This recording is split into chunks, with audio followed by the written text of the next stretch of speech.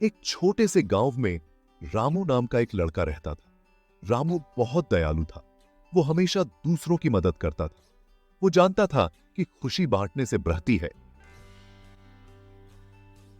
एक दिन रामू ने देखा कि एक बूढ़ी अम्मा लकड़ी का गट्ठर लेकर जा रही।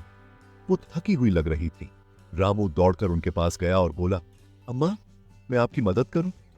अम्मा ने मुस्कुराते हुए कहा, बेटा, तुम बहुत अच्छे हो। रामू ने लकड़ी का गट्ठर उठाया और उनके घर पहुंचाया। एक दिन गांव में एक संत महात्मा आए। सब लोग उनकी बातें सुनने के लिए इकट्ठा हुए।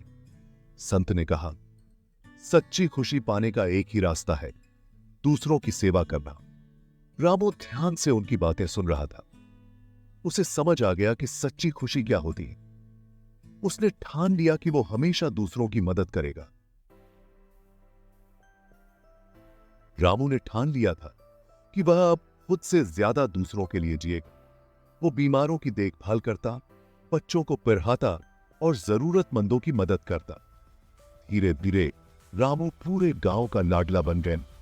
उसकी नेकनियति और सेवा भाव से लोग बहुत प्रभावित हुए। डूबता आ रहा था।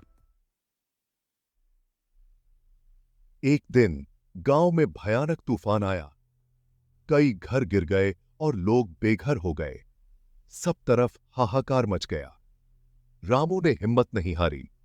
उसने सबसे पहले घायलों की मदद की और उन्हें सुरक्षित स्थान पर पहुंचाया। फिर उसने लोगों को एकजुट किया और सबके रहने और खाने की व्यवस्था की। उसने था संत महात्मा ने दूर से यह सब देखा। वो बहुत प्रसन्न हुए।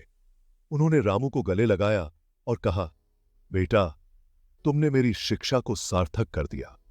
रामू के नेतृत्व में गांव वालों ने मिलकर अपने गांव का पुनर्निर्माण किया। उन्होंने एक दूसरे की मदद की और जल्द ही उनका गांव पहले से भी ज्यादा सुंदर बन गया। रामू ने सच्ची खुशी का रहस्य जान लिया था।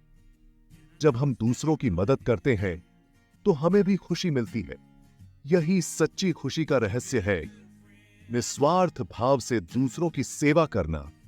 और रामू अपनी नेक नियति से इस रहस्य को जी रहा था।